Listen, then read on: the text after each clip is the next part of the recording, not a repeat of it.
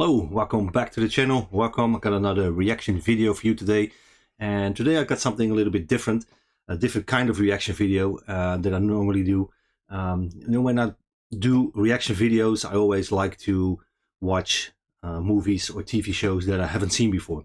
I think then when you do that, you get the most genuine reaction. Because if you watch something that you've already seen before, your reactions are going to be different. And I think it's important to show how you react to certain scenes, certain events in a movie or TV show, for the first time. That's what reaction videos are really all about, in my opinion. But there are a lot of movies and a lot of TV shows that are just too good to not talk about or to not do anything with on this channel. So today I'm going to watch a movie. And I've already seen that movie before, and it's been a long time. I think it's over 10 years, and I've seen this movie. But I have seen it. I know a lot of stuff that happens in this movie. I know who's in it. Like I said, I know a lot of stuff about it. And so I decided to maybe take a different route on this reaction video, and I decided to invite somebody to watch along with me. And I invited my good friend Sander from the YouTube channel Sander VK History, and he knows a lot about Market Garden. And we're going to watch the movie together, which is of course A Bridge Too Far. And he's going to share his insights and all his knowledge with us as we watch certain scenes. And maybe we're going to see some stuff that actually never happened, or that was made up, or I don't know. I don't know what he's going to say. We're going to see. And I'm just very excited to do this. Take a different approach to a reaction video. And I would just suggest to bring Sander on, and we'll see how it goes and what he has to tell and to share with us. And let's bring out Sander, and I'm going to watch the movie A Bridge Too Far. So Sander, welcome to this reaction video. Hey. Thanks for joining me. And like I said, we're going to watch A Bridge Too Far. I think you have a special connection to that movie, right? Mm-hmm. My favorite movie. So I've seen it many times already. But you get how many times? Over 10 or 12 times. Oh man, that's a over lot. the years. So yeah, you? Yeah. I think about 3 times already. Yeah. Okay, but that was a long time ago. Yeah. Yeah, I think more than 10 years ago the last saw it. So. Oh, okay.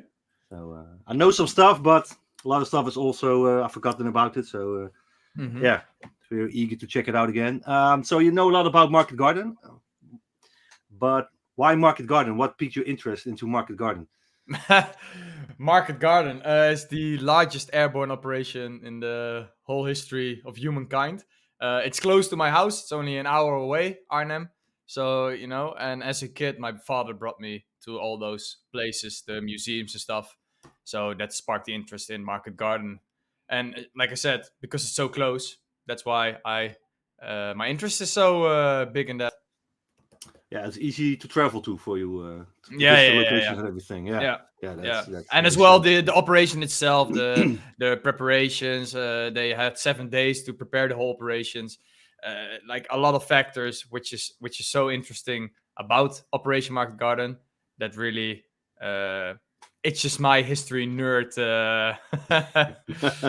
my nerd stuff on that operation. So yeah. So the movie we are going to watch is A Bridge Too Far, of course. A Bridge Too Far, yeah. From 1977, a long time ago. Best movie ever made, in my opinion. Yeah.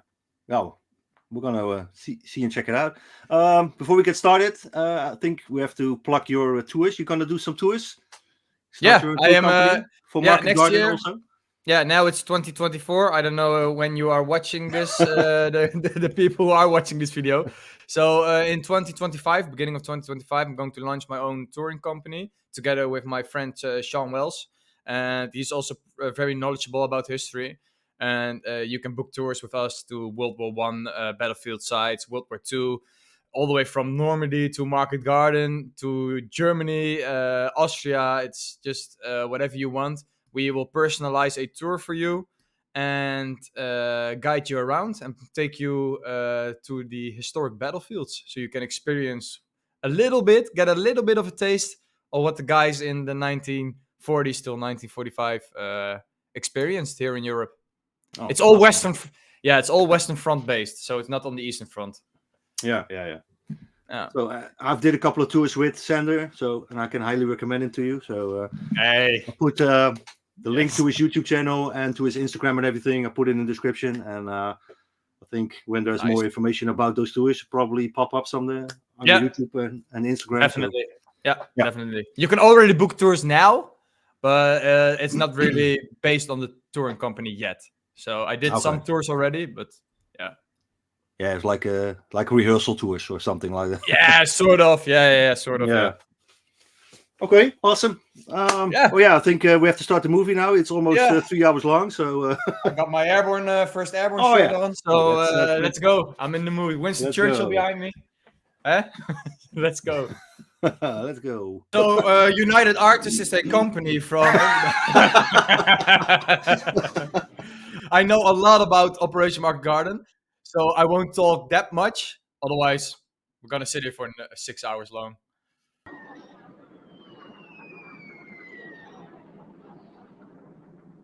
So this is some real footage.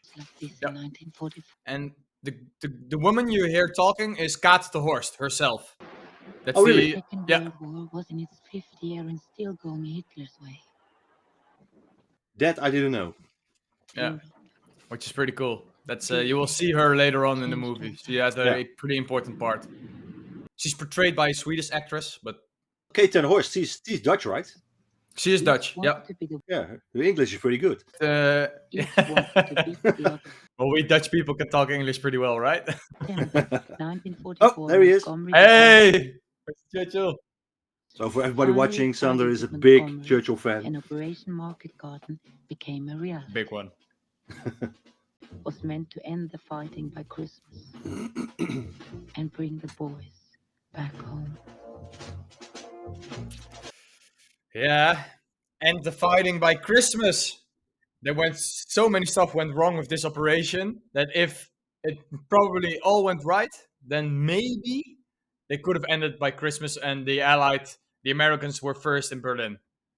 It's only because of a few things, well, a lot of things, but a few major important things during this operation went wrong that the Soviet Union eventually got to Berlin first. So history could have been way different.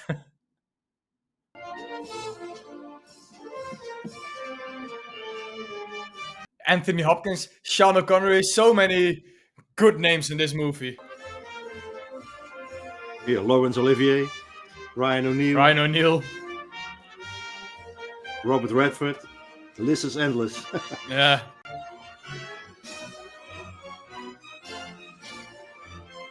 Normally they do this at the end of the movie.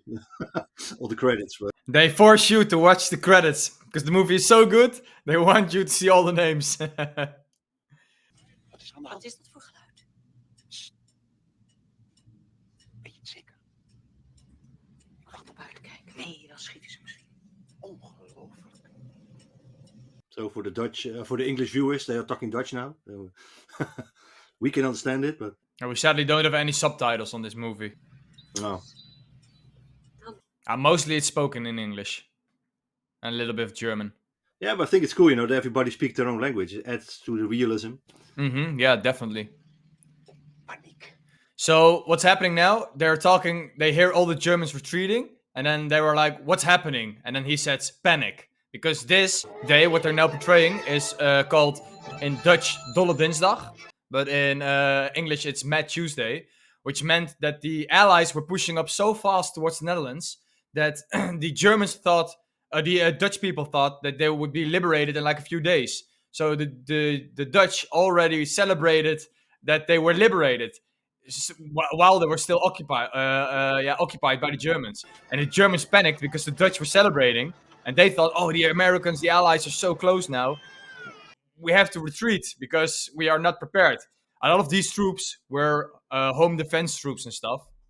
So yeah, the Germans panicked, went back to Germany, and eventually they reorganized and stuff. But that's what they are portraying here now. It'll be the largest airborne operation ever mounted. Sean Connery, the legend. Frankly, He's portraying Roy Urquhart. That's James Gavin, just or he is where is this all gonna portraying take place? James Gavin. Yeah. Holland. And when? Maxwell D. Taylor in the back as well. On a bridge. And you hold it. So from what I've read, Market Garden on paper, in theory, it was a really good plan, right? But a lot of things had to work out in order for it to succeed. Yeah, well, in my opinion, it wasn't really that good of a plan.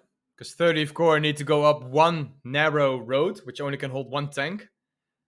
60 miles, all the way up to the Arnhem Bridge. So, with a lot of German presence in the area. So, yeah, in my opinion, it wasn't really that good of a plan. Yeah, and also if one element of the plan fails, everything fails. So, if in the beginning, they 101st failed at Eindhoven, then in Nijmegen, the 82nd would be stuck. And the guys, the British 1st Airborne in Arnhem would be stuck. And like they said, 7 days. They only had 7 days to prepare the whole operation, which is just crazy. Yeah. And this was basically Montgomery's plan, right? Yeah. And why did Eisenhower go along with it? Montgomery was really annoying towards Eisenhower. He was asking for a lot of operations to use the 1st Airborne Division. And all of a sudden, Eisenhower was like, okay, you know what? Here, you can have this plan. Stop annoying me. But Eisenhower also saw a little bit more in the plan of Montgomery to cut off the German 15th Army in the west of the Netherlands, so they could go to the Zuiderzee and then cut off the army. That's why he gave eventually the green light. It'll be properly ecstatic if it works. When it works. Of course. When it works. Thank you. So Sabowski was in real life really not liking this plan. Oh, really? Okay. Bei dieser Frontlage. Yeah, I think they say it in Band of Brothers as well. Like they're going to be fighting old men and kids, but that wasn't really the case. Nope. Patton. Ist der beste Mann, den sie haben. Patton wird den Angriff führen.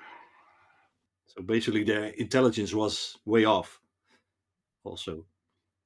Well, they knew there were armored units resting in the area around Arnhem, and that's what they are portraying now.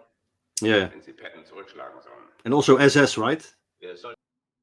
2 SS divisions. So that's not old men and kids. No. No. elite Panzer forces. So he's now putting up the 2 SS Panzer divisions resting in Arnhem. Why the emergency meeting? Just keeping me abreast of the little changes. The guy on the right here is a Dutch liaison officer, Dirk Ari, and he saved Gavin's life during the drop. Because Gavin dropped, he broke his back, and he dropped on a machine gun position. And Dirk Ari, he saved Gavin's life there by killing the machine gun position. Has it ever been tried before? They don't show it in this movie, or? No. Oh, that's No. a shame. That's Yeah. a shame. There's so much to show otherwise.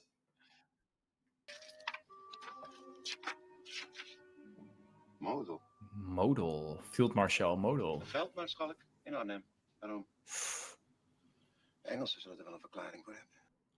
Why is there a Field Marshal in Arnhem? That's what they're talking about. Een fijne vent. Een geweldige spion. Ga nou je moeder helpen met het eten.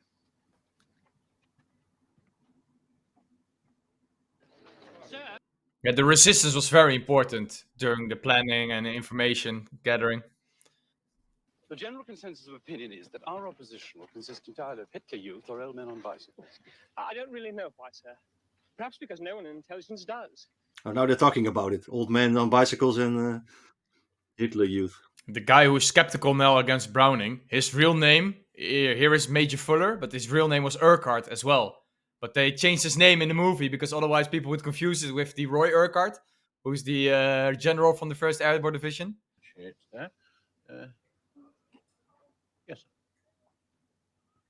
Just making sure whose side you are on. Yeah, so Sabowski really did not like this plan. It was like a suicide mission in his head. And eventually he was right. Oh, dude, I love such scenes. They don't make movies like this anymore. No.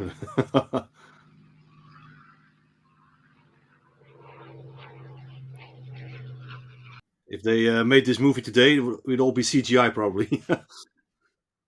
In the case of massacre, what difference would it make?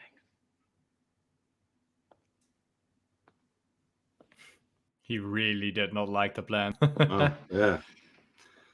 And like he said, there were the Germans who were defending Arnhem, what they thought would be home defense guys who were digging trenches, you know, guys they captured from the Poland and from the Eastern Front, who were put in the German army to build bunkers and stuff.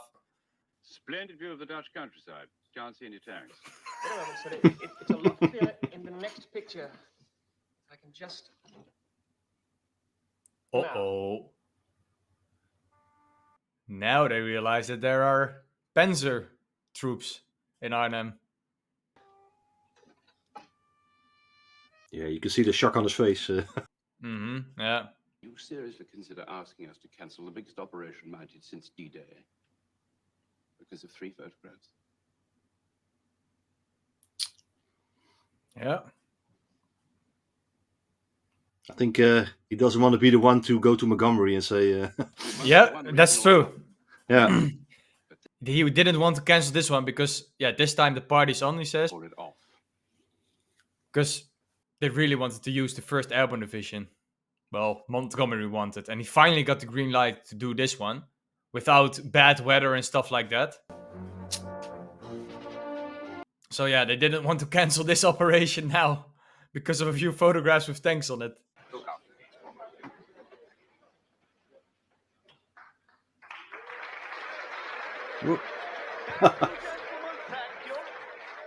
Don't see that every day, that they give an applause. This is a story that you will tell your grandchildren, and mightily bored they'll be. The plan is called Operation Market Garden, and our own 1st Airborne boys and a Polish brigade here at Arnhem. 64 miles behind enemy lines. Never done before. That's a long way behind enemy lines. The plan is to reach Eindhoven in 2 to 3 hours and Arnhem in 2 to 3 days. Which is just insane. 2 to 3 days. It's a bit too optimistic. I'm way too optimistic. The Irish Guards, under the command of Colonel Vanderloo, will take the lead. Christ, not us again. What do you say to that, Joe?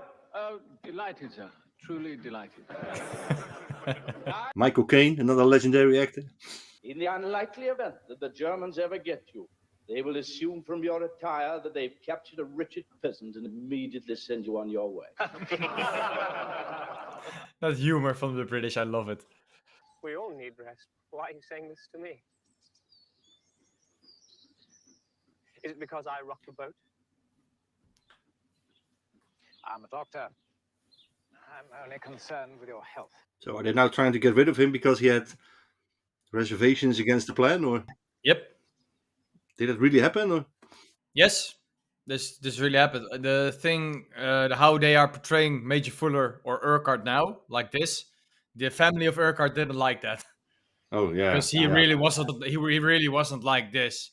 But they did try to get rid of him in the sense of stop trying to blow the operation into smithereens. The morning of 17th of September. The weather is clear. Roy Urquhart is golfing. John Frost is still sleeping. Yeah. And the operation can go on. Fuller is packing his bag. He's leaving the HQ. And they prepare. These scenes are incredible. Are these real planes that you know of, or are it all real planes? Or... They had like, if I'm not mistaken, 9 or 12 planes. Something like that.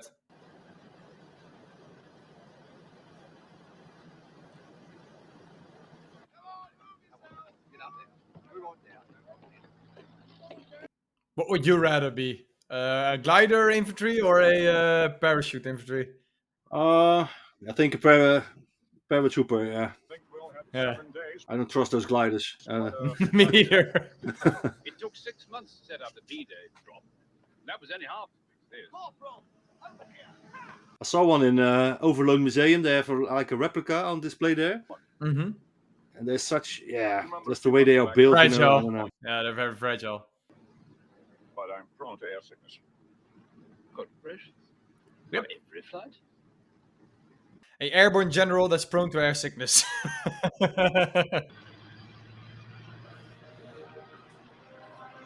Oh man, this scene is just incredible.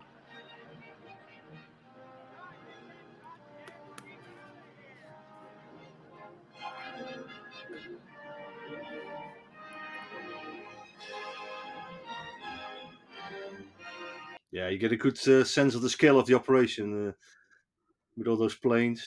Like they said when they were walking, it took 6 months to prepare half of the airborne divisions for D-Day, Normandy, and it only 7 days for the double the airborne division, airborne troops. 7 days for Operation Market Garden.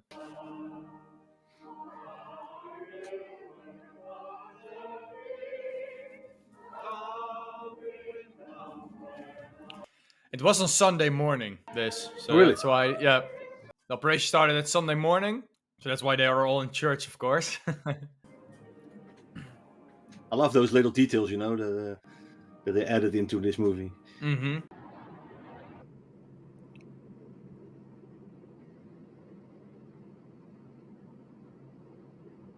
Soon be home, Harry. So most war movies, you know, they like to change things or make mistakes. Is this like a really accurate movie, or? This is really accurate, yeah. Of course, there are some small inaccuracies. Yeah. Easier than walk. If I see one, I'll tell it. Yeah, but they did their homework. They definitely did. Yeah, the same like Major Fuller. He wasn't real, you know. His name was officially Urquhart. Like that type of stuff that they did. That's understandable, you know, that they change. You can have two characters with the same name. That's confusing. Morning, Derek. Glad to see somebody knows where we're going. Berlin. It says on the side, Berlin. Glad somebody knows where we are going. That's the killer. We can't afford to drop behind schedule.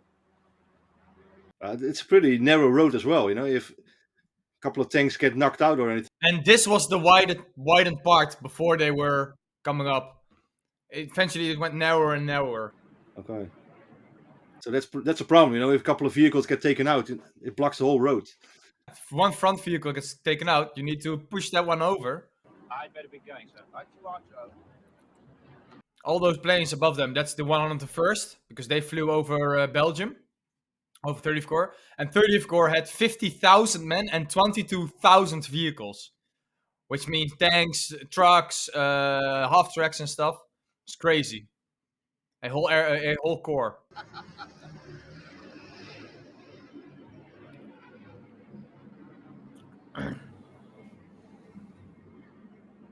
And still, it was a failure, their plan. Yeah. Crazy. Yeah, look at this. Oh,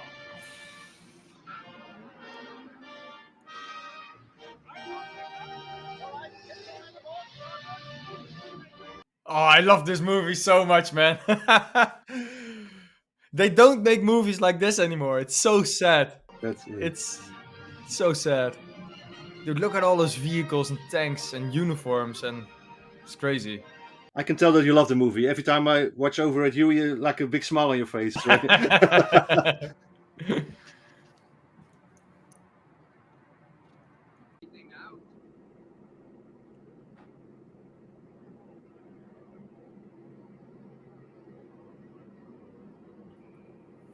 Chicken. You brought a chicken on board. What the hell? Yeah.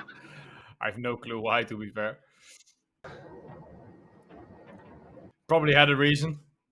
Yeah, maybe it's like, I will have some eggs in the morning. Yeah. If somebody knows the reason, put it down in the comments so we can know. Oh, yeah. But dude, just look at this. How amazing is this?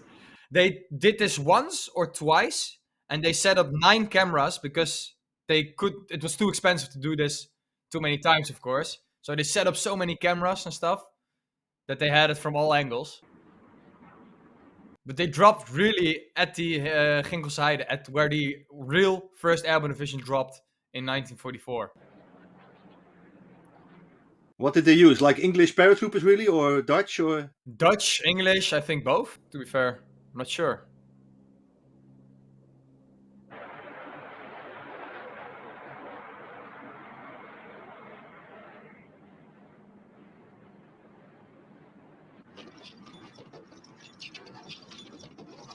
Yeah, this is the Ginkelzijde. This is literally where they dropped in 1944. Yeah, and they do drops every year there still, right? To doing the commemoration. Yeah, with the anniversary, they still drop not as many as they did in No, the movie, no. though.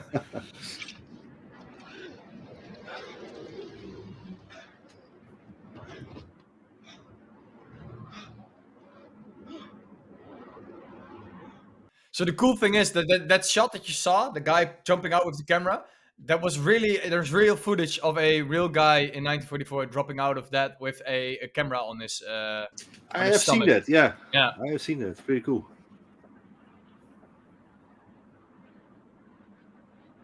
Just look at that. It's Man.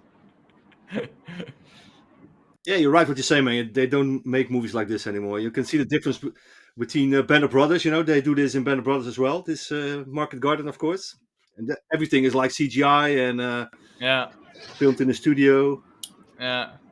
This is all So real, you know. sad. That's crazy.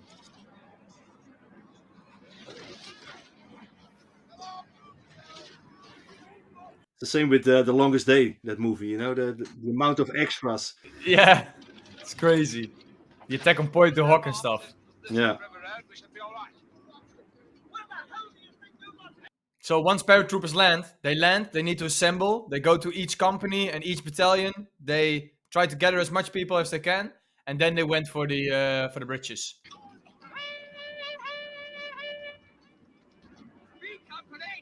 Well, at least everybody is together, not like in Normandy where they were No. like scattered all over the place. No. This was pretty organized drop. Yeah. No flag, no enemy planes. Oh. So they say Hartenstein Hotel was his HQ. Not true. Hotel Tafelberg was his HQ, and his staff was in Hartenstein.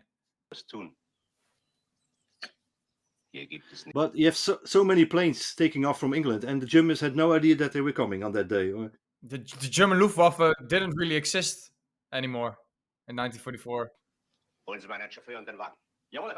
So Model is sitting here, and he's like, the guy comes in, British Fallschirmjägers, British paratroops are landing in the area of Arnhem.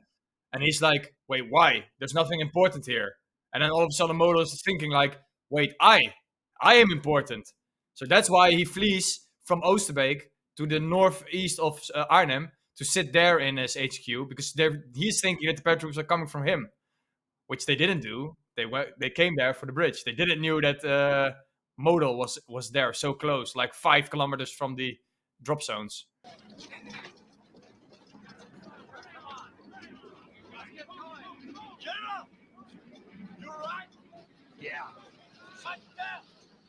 So he broke his back during that. And then he said, General, are you alright? And he says, yeah. But he broke 2 discs in his back. And yeah, and during the fighting, he went to a field hospital. And they said, oh yeah, you're good. There's nothing wrong with you. And then 5 years later, he went to another doctor and he said that he fractured 2 discs. Okay, you guys, come on, gather yourself.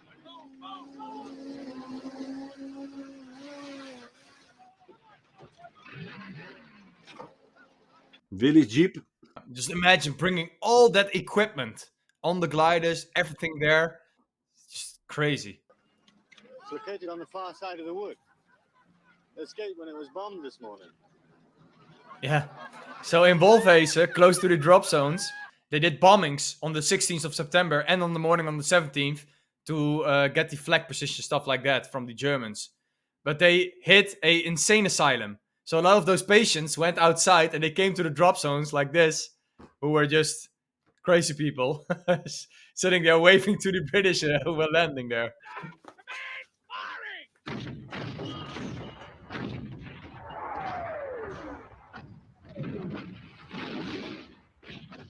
So this is at the Belgian-Dutch border.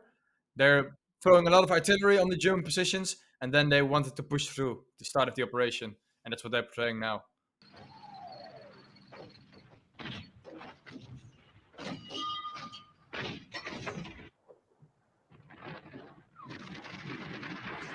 No, they're waiting for them.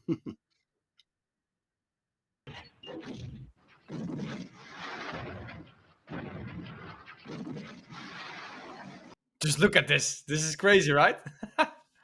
Real effects.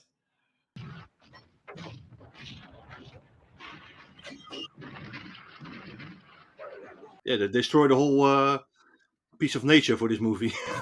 Yes.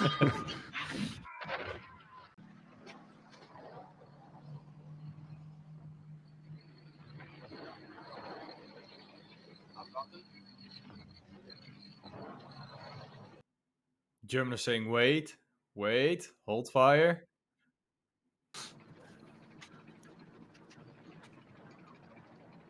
Fire!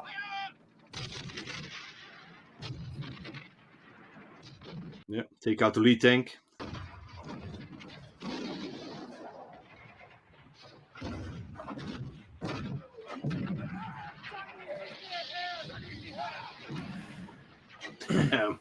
Purple smoke. Because they were supported by some Air Force. Yeah. And they called in the Air Force and they throw purple smoke where they need to throw the bombs. Okay.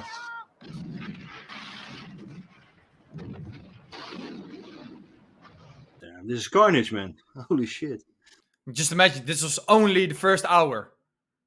Here, they are the Harker Typhoon fighters.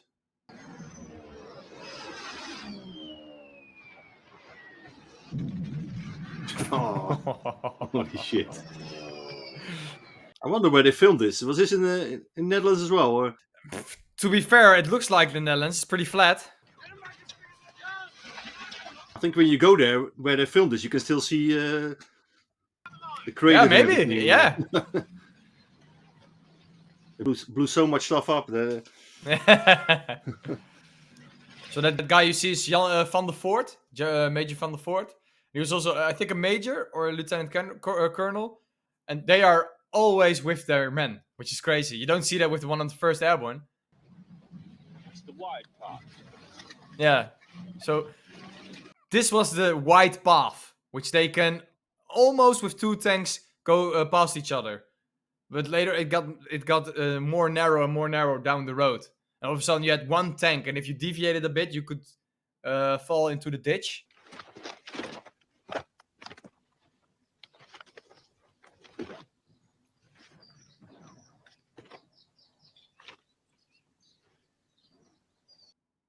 Yeah, one of the gliders crashed from the HQ of Browning, I think, if I'm correct, with plans from the 101st Airborne Division.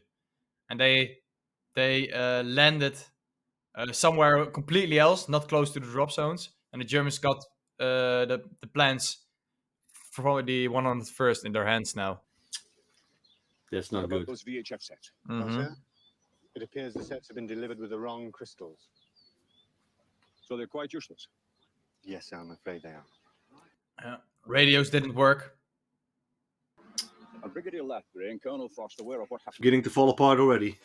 Yep. And it just started. Fallschirmtruppen können sich nicht lange halten, sie haben zu wenig Ausrüstung. Wenn wir sie hinhalten, sind sie verloren. Aber unsere taktische Ich habe mit Situation... von Rundstedt gesprochen. Die gesamte verfügbare Verstärkung kommt zuerst zu uns. Mit jeder Stunde, die verstreicht, werden wir stärker und wieder draußen. So Bittrich wanted to blow up the bridges, and Motor was like, we need those bridges still, we want to fight back. And Bittrich was like, we need to fight back with what? So then eventually the SS Panzer divisions who were still resting and under strength, they put them to action.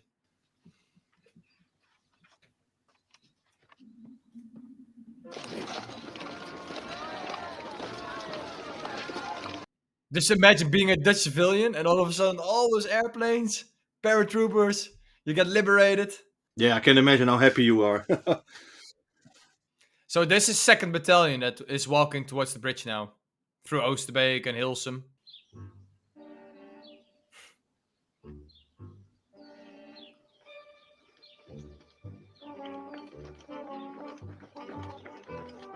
So one of the objectives was the Somme Bridge for the 2nd Battalion and the 1st Battalion of the 101st Airborne troops. I think the 504th and or the 502nd. I'm not sure, but they were running towards the Somme Bridge, and then yeah.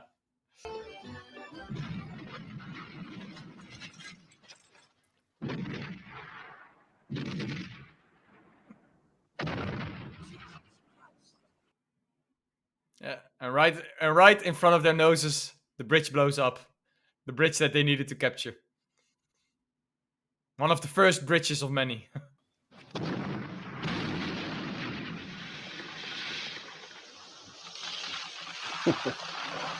He's like shit. Shit.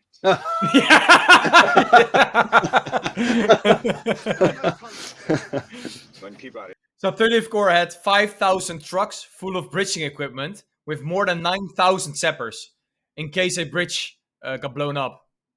Like what happened. So 30th Corps was already delayed before coming to the 101st. Was wird aus diesem Plan? Dieser Plan? Das ist sowieso falsch.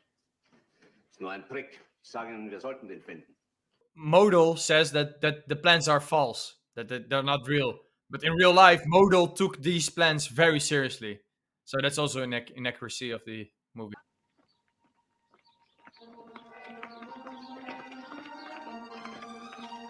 So while the rest of the battalions are still stuck with German resistance, 2nd Battalion was the only one that pushed through towards the bridge.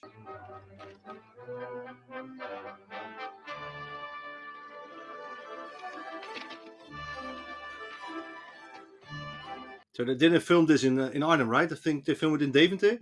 Yep. In Deventer, it looks almost exactly the same like Arnhem. Yeah.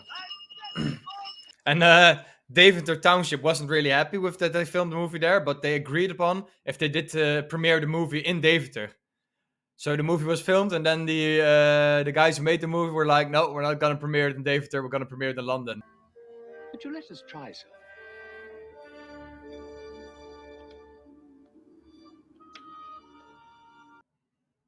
Lathbury, with his umbrella, the famous guy from Arnhem.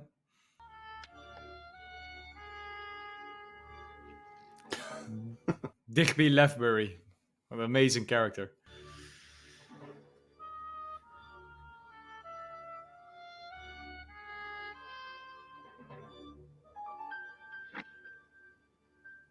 Why did he bring an umbrella?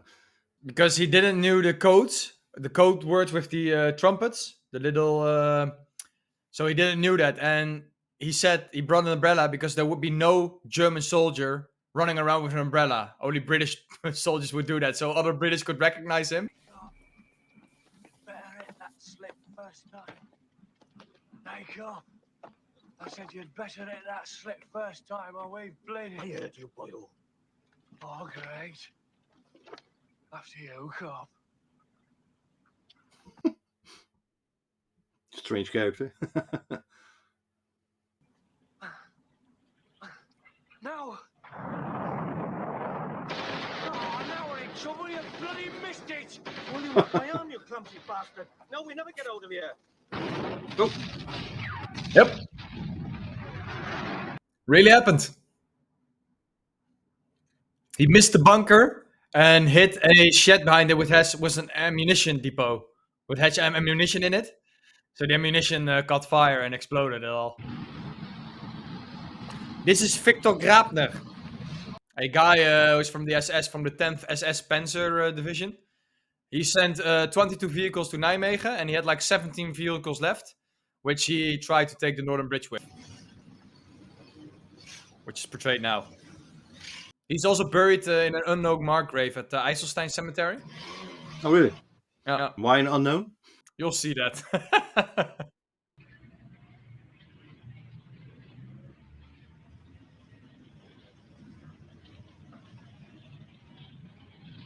I don't think I would be sticking out of the vehicle that much. No, me neither. Because you know they will be shooting at you, so.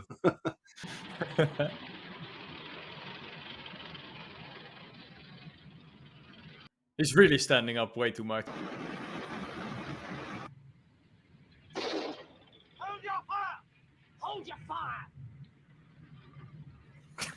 There's always one. Trigger happy. Command.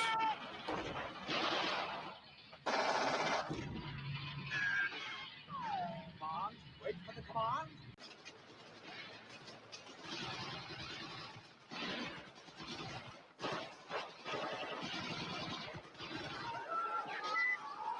Yeah, the Germans just get obliterated on the bridge.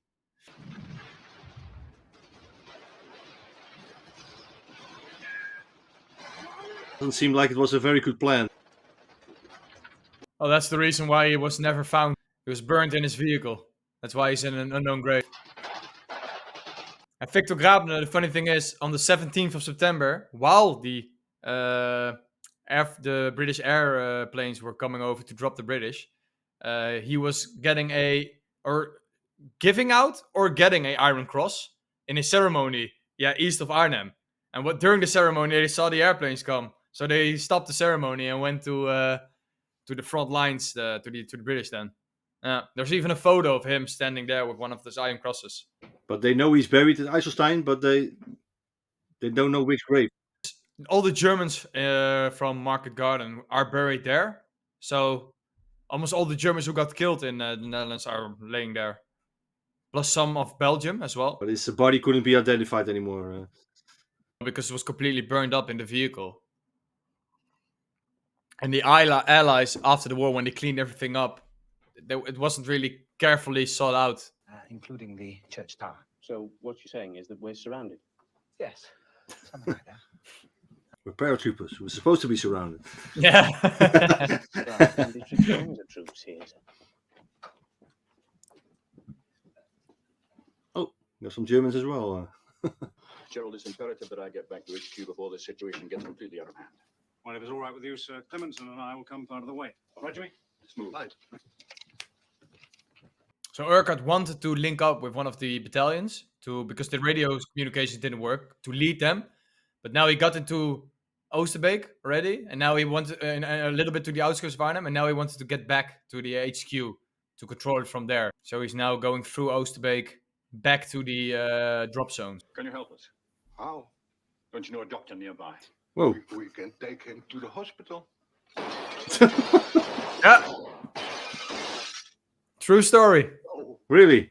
Yeah, not like this, of course, but a German walked by and he saw British in the house, so Urquhart shot him.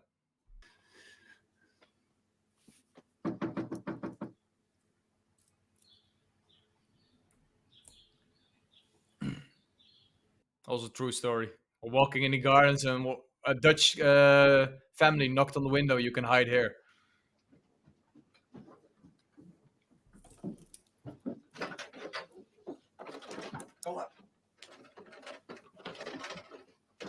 They were like, we have to help James Bond. He's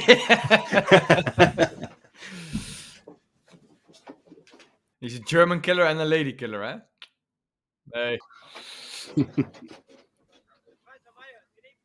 Even today, you can visit this house in Oosterbeek, outskirts of Arnhem. And it says on the sides, Urquhart's house. Typical Dutch, right? Like the music thing where you turn, and then all the bells make music. I don't know what you call it in English, but... Same, I don't know. A turn organ. Yeah, turn organ.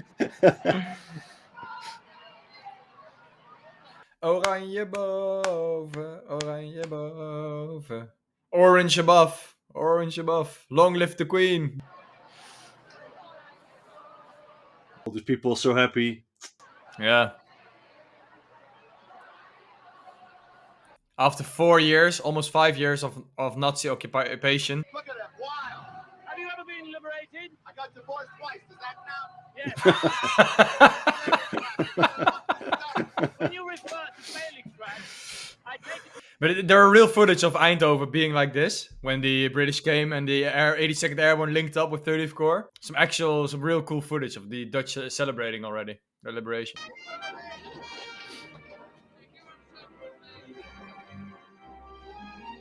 What's wrong, sir?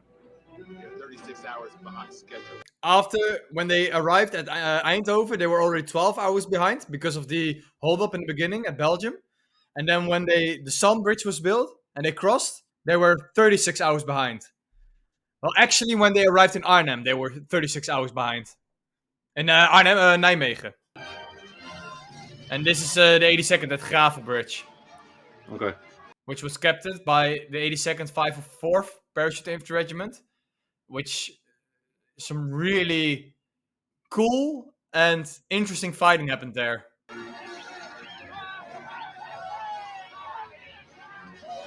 But they didn't show it. Yeah, that's really sad because those guys were elite forces. They already fought in Anzio, in Italy, in Normandy. That was gracious of me, don't you? Take cover! Bring up the Fiat! Make sure it's within range. It's not 30th Corps. No.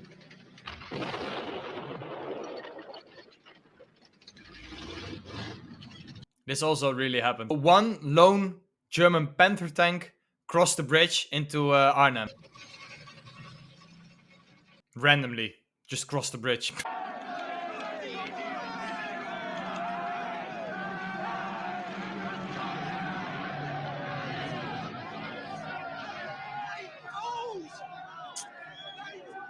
Man, they're flying past. Mm-hmm. Oh.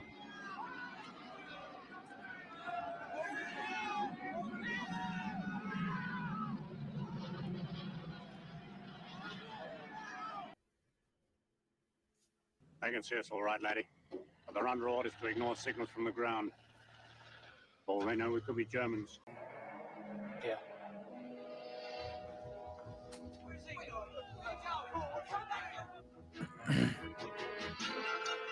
So did also happen, really? Yep. Yeah. There was one that was dropped close by.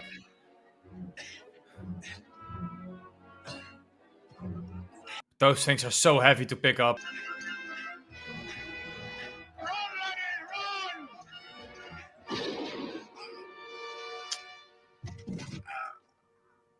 True story, and especially Jesus Christ! especially this. Really? Yep. There were berets and the red berets in the thing. Oh, Colonel, the Major wants you upstairs, sir. Okay, thank you. So during the planning, they said the British 1st Airborne in Arnhem needed to hold the bridge for 3 days. And then Urquhart says we can hold it for 5. And I think this is the 3rd day now. That's far enough! We can hear you from there!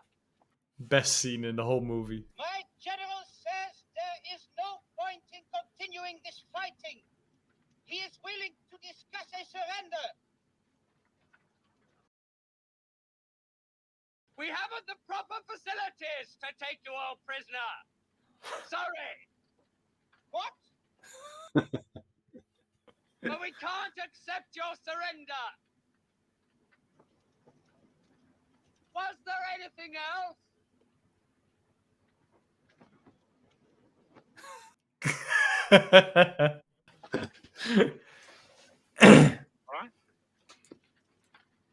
So the funny thing is, in real life, there was a captured British paratrooper who went there with a flag, not a German.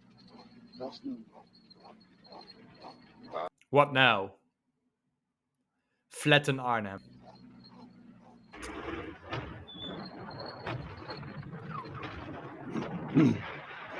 So they went in with tanks and literally shot every wall that they saw, completely shattering the center of the city. How many boats have we got then? About 6 in each ton. So now, Horrocks, Browning, and Gavin, they came together to devise a plan to capture the bridge at Nijmegen, because the bridge was still in German hands. And 30th Corps was already 36 hours delayed, and the British were still fighting in Arnhem. So they came up with a plan to cross the river by boats, and then take the bridge from 2 sides. Because to capture a bridge, the best way is from both ends, right? They're now waiting for the... that's Julian Cook. They're waiting for the boats now to come all the way from the Belgian border, all the way up Hell's Highway towards Nijmegen with all those boats. And then to do the crossing. Both ends at once. I'm sending 2 companies across the river by boat. I need a man with very special qualities to lead. That's the wall crossing, right? He's got to be tough enough to do it. They do a reenactment of that every year, also on the anniversary, right? Yeah, Yeah. Yeah. And last year on the 80th, there was a big, or last year, a few months back, was a big anniversary with a lot of reenactors. So yeah, the boat's now here again, traffic, and eventually they arrive around noon in the afternoon.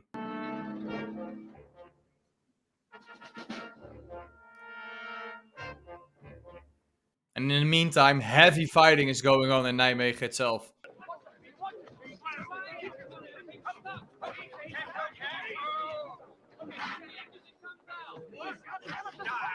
So they're just figuring out how the boats work and stuff, because they've never been on boats, of course. And now the Irish Guards and the Grenadier Guard are pounding the embankment where the Germans are positioned. So the Germans' defense are a little bit more soft, or they are softened up. Jawohl, Herr General. Alles ist angeschlossen und fertig. Hauptmann Kraft steht wie befohlen bereit. Good. He wants to blow the bridge, right? Diese Yep. Brücke. Not allowed to. Nope.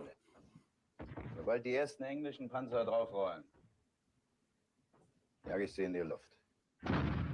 So they're waiting for the British to get on there with their tanks and then explode it while the tanks are on top of it. He is ignoring his command. Yeah, sort of, yeah. But he sees the importance of blowing up the bridge, otherwise they would cross, because they can't hold any longer onto Nijmegen. Because eventually 50,000 men and 22,000 vehicles arrive around the area of Nijmegen, so the Germans are very outnumbered then.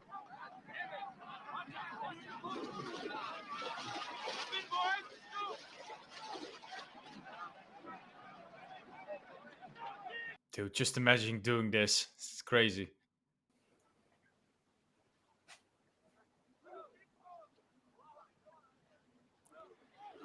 So the tanks are shooting smoke and stuff across the river to soften up the German positions, but also purple smoke again, or orange smoke, I don't know what it was back then.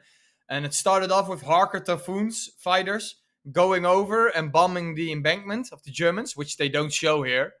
And then they were going up with some smoke cover to try and get on the other side of the embankment. But of course, the Germans saw them. They were shooting, putting artillery and mortar fire on them.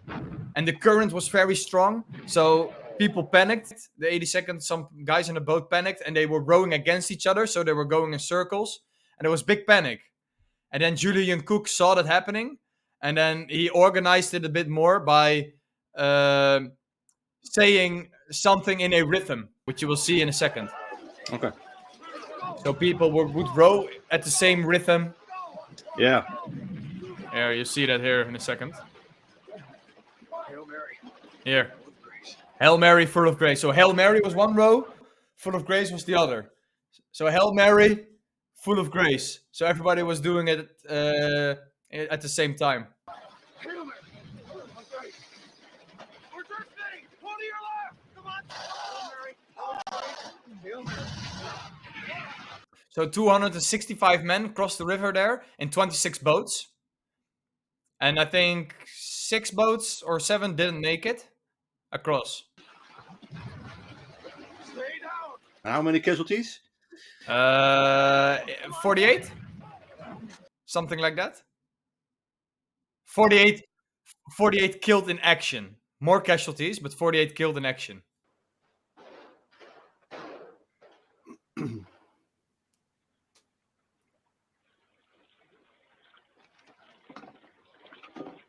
Also true, the Germans were on top of the bridge, around the bridge. Go up the side.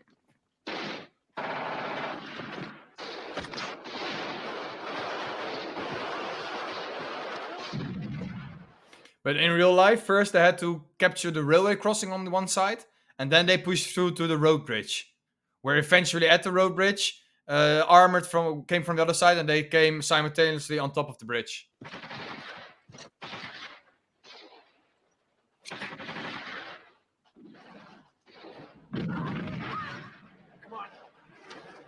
Take that German helmet with you. It's going to be worth a lot of money.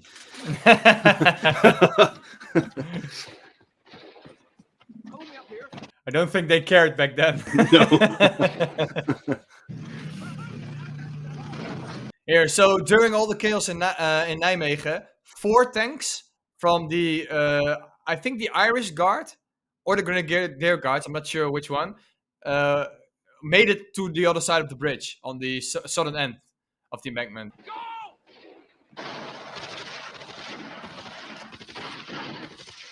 Man. Come on, let's go. Had to have balls of steel, man, back then. Yeah. That was crazy, man.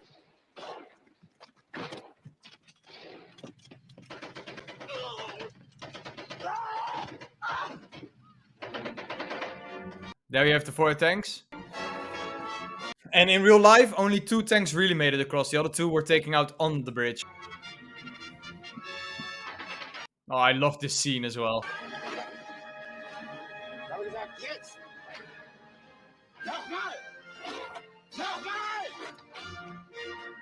Man. So lucky. Yeah, the explosions didn't detonate. Jetzt sind sie nur noch 18 Kilometer von Arnhem weg. Wer kann sie jetzt noch aufhalten?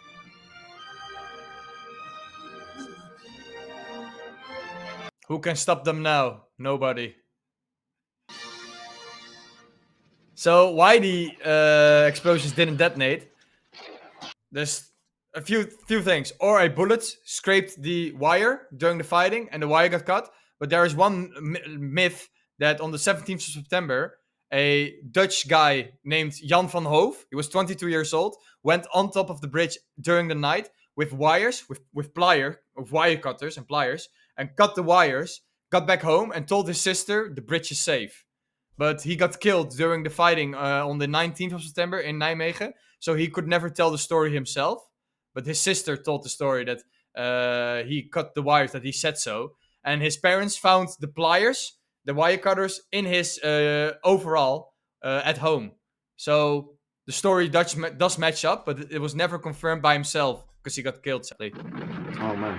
So a 22-year-old Dutch boy probably saved the bridge. And a lot of lives, yeah. And a lot of lives, yeah. What's your situation, Johnny? So now the radios are working again. For some reason they fixed it. And now they have contact with HQ and stuff. And that's on the 20th of September, 3 days after the initial drop. Have you anything else for me? No, sir. I'll give you a call when our friends arrive. Over. All right. Good luck. Out. Yeah, so the situation was really desperate in Arnhem and in Oosterbeek. And the only thing they could do, and we're still hoping for, is waiting for 30th Corps to relieve them. Which eventually never came, of course.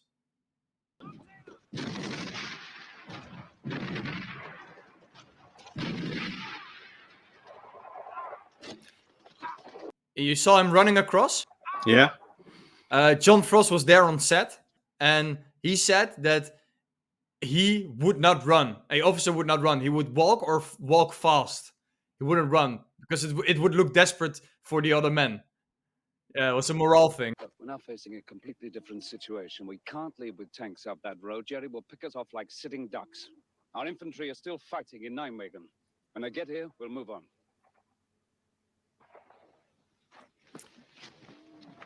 It says the guards on this jacket. There was one American so mad when they crossed and did all that stuff, lost all those men, for then eventually for 30th Corps to stop after the bridge, that he pulled a gun on one of the tank crews, and one of the tank crews went back into his tank and closed the hatch because he was scared.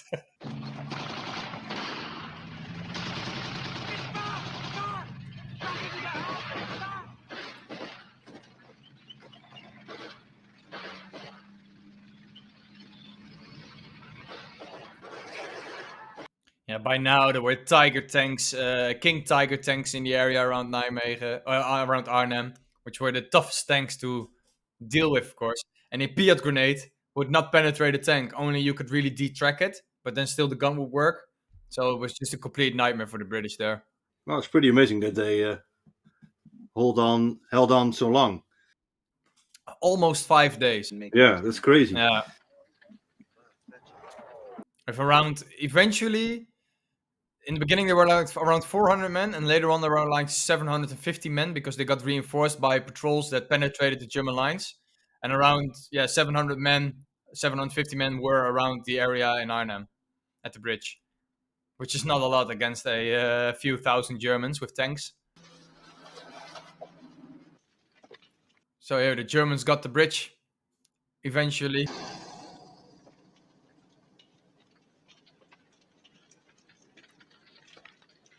That's why they named the bridge after John Frost, because he was in command of that. Yes, the John Frost Bridge.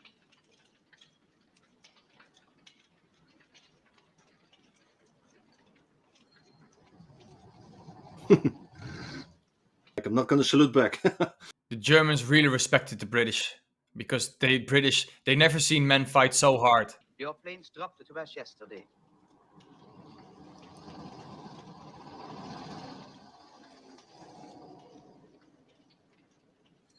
Yeah, the British are made of a different kind of steel, man.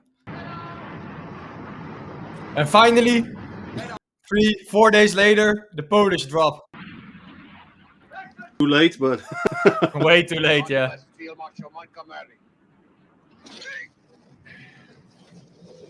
And they didn't drop on the first airborne landing zones because they were already captured, of course, by the Germans. They dropped at Driel across the Rhine on the other side. Lovely.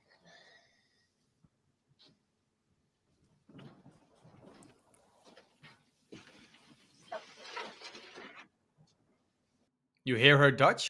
Yeah. A little bit weird because she's Swedish. Officially, she's Swedish. She didn't speak Dutch. Oh, the actress. The actress, yeah. Why did they pick a Dutch actress then?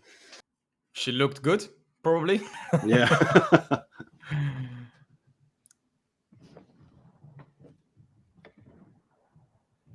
She was very famous in Sweden back then.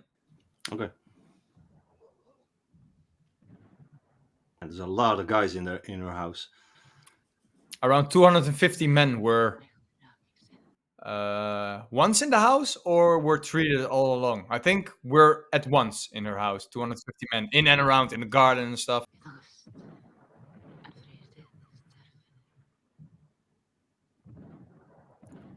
Yeah, her Dutch is really weird. Yeah. Yeah. And the real Cator, she was praying for the men who were sitting there, giving them water. All of a sudden, the water supply ran out, so she went into the toilet, get water from there in the boiler, get water from there to feed to the wounded soldiers. Her nickname is the Angel of Arnhem. I saw another movie. It's also on YouTube about Market Garden. It was made right after the war. I forgot the title. There's Their Glory. Yeah, she plays in that movie. The real. The real one. Yeah. Yeah. Real John Frost is also in it. A lot of paratroopers, a lot of veterans who went there a year later made a movie there, which is crazy. Okay.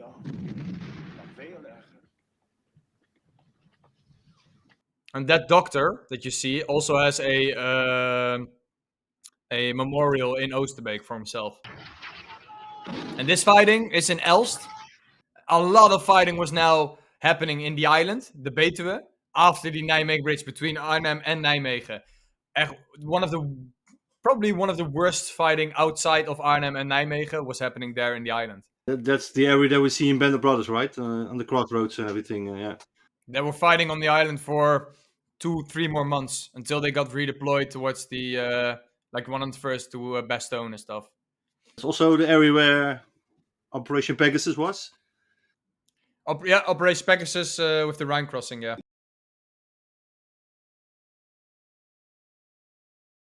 But first you had Operation Berlin, which got most of the men across. And then later on there was Operation Pegasus 1 and Pegasus 2, which were another 2 crossings. Very small rubber boats. That's all. Well, I'm afraid rubber dinghies may be a bit flimsy for the ride. Yeah, agreed.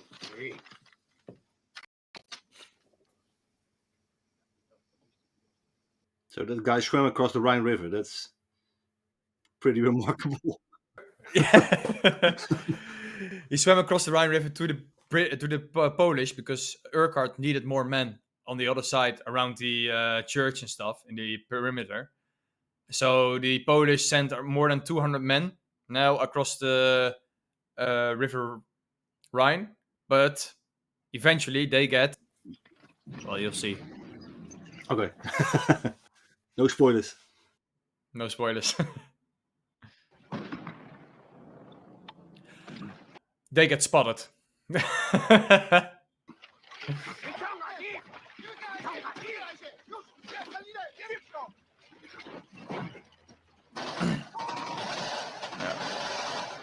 So the Polish lost around 60 men during this crossing, and 200 made it across to the perimeter.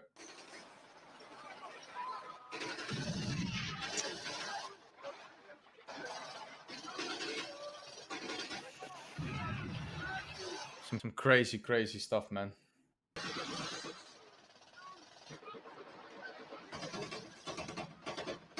You can see during this operation how many things went wrong.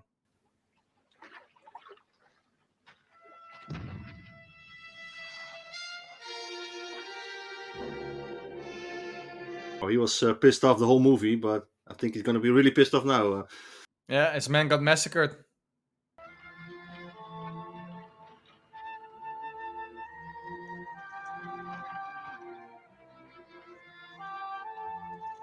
Arnhem completely destroyed.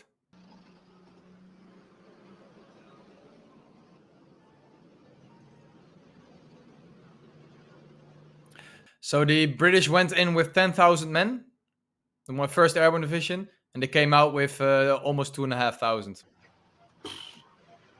Lost almost 80%, like 75% of their men. That's crazy. Yeah. And the people who got out were also wounded, most of them.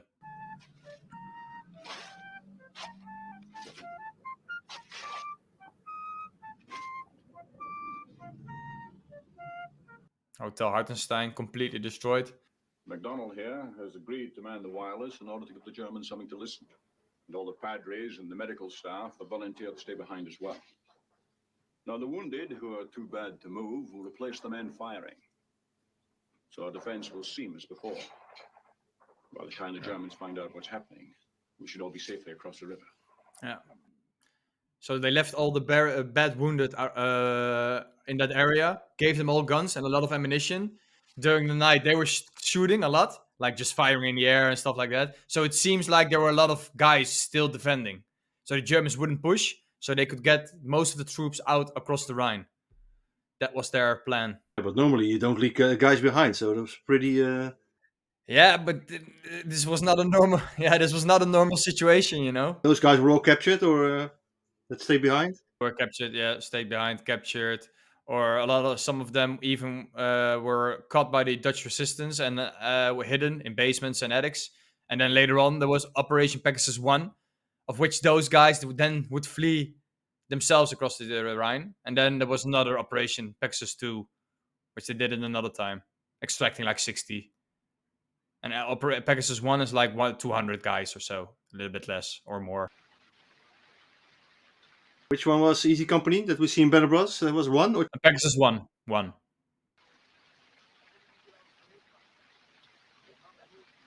So what they had to do was all the things that would be shiny, they would need to blacken their faces. All the shiny stuff they needed to left behind or put it in their pockets. So nothing the Germans could see that would reflect or anything that the operation was going on. Yeah. They needed to be very quiet as well. Well, the weather helps. I'm beginning to believe we're actually going to make it, sir. But everyone you got was a Scotsman. But they still got their berets on with the shiny emblems on it. Ah, that's movie. that's real Hollywood. So more than 2,000 men crossed the river, which is just insane. Yeah, it's a lot of guys. Yeah. Have to fight another day. Yeah, wounded, battle-hardened guys crossing the Rhine. Where did they go from here? Back into the island and rehabilitate after the resting and stuff. I've just been on to Monty. I'm very proud and pleased. Yeah. Pleased? Of course. Yeah. Evik's Market Garden was 90% successful. Yeah, that's what he said. Market Garden was 90% successful. Yeah. Well, as you know, I've always thought that we tried to go a bridge too. He didn't want to admit his own failure, of course. No. He eventually put the blame on Sosabowski, the Polish. Man. Yeah. And later on, the Dutch government gave medals to the Polish, I think in the year 60s or 70s. they gave him medals, like the highest Dutch award. They gave them to the Polish and sort of excused them because it wasn't their fault. Yeah, they were stuck in England, so Yeah, they couldn't do anything about it. yeah. And here you see all the wounded that were left behind.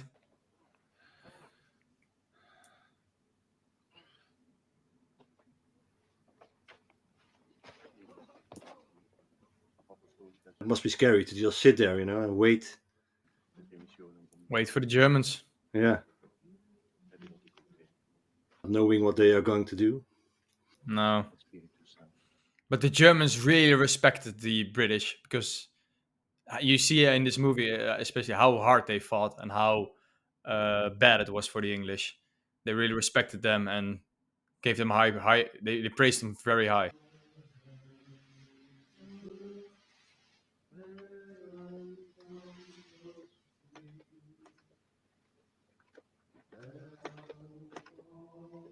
There they are. Yeah.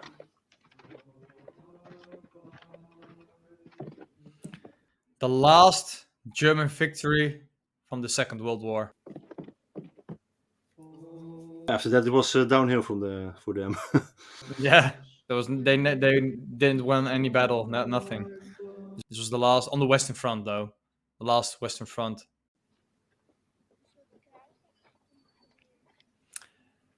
And then Kat the horse leaves the house, completely destroyed with her children, fleeing back to Apeldoorn, a city in the north. And that house is still there, or? Yeah. House still there, even because Kat the horse, her husband, was a pastor for the church next to the house, and the house itself is still occupied by the pastor, who is now the pastor of the church. Yeah. And the funny thing is, that house is split in two houses. So on one side, the pastor with a family lives, and on the other side, the daughter of Kat the horse still lives there today. Yeah, or a few years ago, maybe she passed away. I'm not sure, but she lived there for a long time in that same house. Yeah. So where did it all go wrong? Was it the planning? Was it the bridge at Nijmegen that they didn't take it? Was it the bridge at Zaan that blew up? Was it 30th Corps that didn't go after Nijmegen Bridge? Was it the British drop zones who were far away, or the radios that didn't work? Or there were so many things that went wrong during Operation Market Garden, and this movie really portrays it so well. All the things that were wrong, the chaos, the failure itself. Like a snowball effect, if one thing goes wrong and then... A lot of things went wrong and the operation failed. Yeah. And that Montgomery then says the operation was for 90% successful. It's a bit of an overstatement. That's the biggest bullshit I've ever heard. Yeah. Oh, and the cool thing, you see that?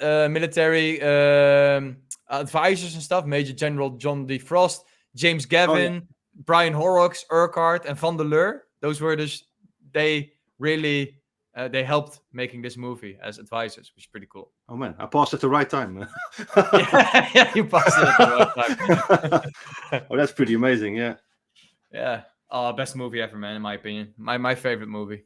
Look, this guy, all the yeah. all those awards.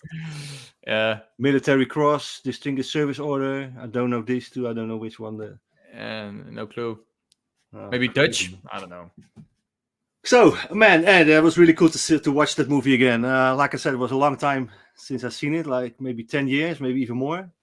Yeah. And it was really cool to see it again. And, with your expertise, filling in some of the stuff. Oh, nice. It was really, yeah. Yeah, it was fun to watch it with you as well, explaining a little bit about it. Yeah. Getting more in depth into the movie.